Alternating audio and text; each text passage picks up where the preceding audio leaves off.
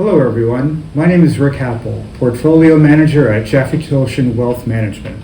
It's December 19th and I hope everyone has been enjoying a happy Hanukkah season and looking forward to a great Christmas.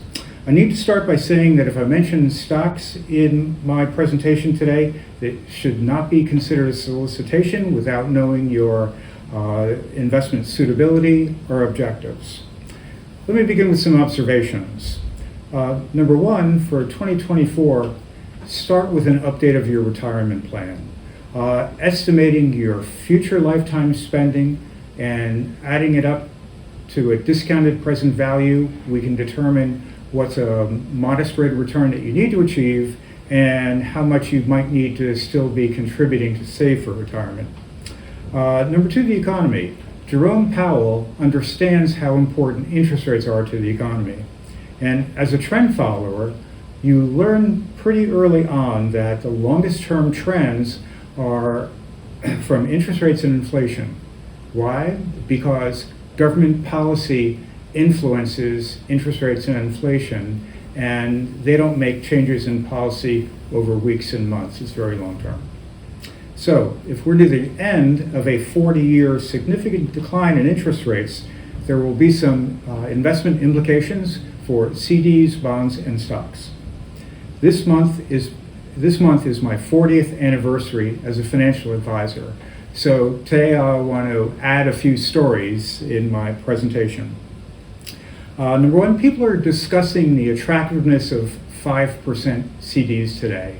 But after 3% inflation and 2% taxes, we used to call this years ago a certificate of depreciation. Even with higher interest rates, after inflation, it's difficult to accumulate any wealth in certificates of depreciation. In 1985, I remember sitting across the table from some potential clients, and I would typically make two offerings to them. I would offer on one hand a 14% money market fund, or on the other a 10% long-term government bond. The investor that chose the 14% money market fund found that they were only earning 9% 12 months later. The investor that bought the long-term government bond had seen their investment appreciate by 20% in a single year. Now that the economy is slowing, I do expect interest rates to be somewhat lower, and adding bonds to portfolios is something that I'm doing today and in my recent rebalancing. Short story.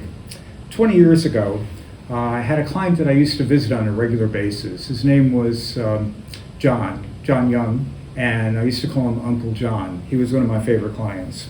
One day I walked in his house and he was going through the newspaper and he was running his finger down the column of dividends, and I said to him, Uncle John, that's a good way to step into a trap, because as soon as you buy something with that high a dividend, there's a good likelihood it gets cut.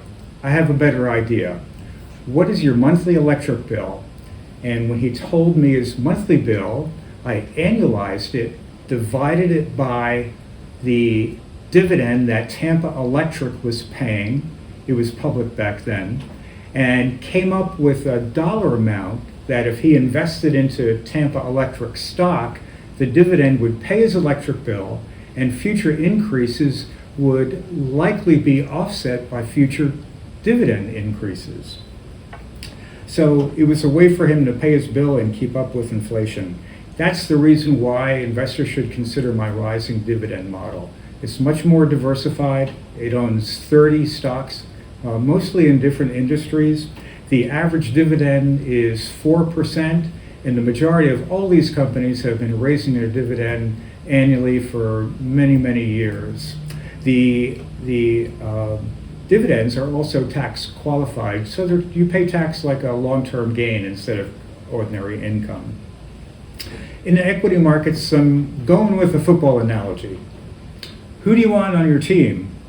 First, I hope you consider me as your coach. Today, more than ever, active portfolio management is required, in my opinion, because there's no longer any long-term decline in interest rates to act as a tailwind for a buy and hold stock portfolio. Diversification and risk management have never been more important. My philosophy is to have a deep bench, not just offense, defense, but also special teams. Now that we have the team structure in place, that would be the allocation, what players do we want to recruit?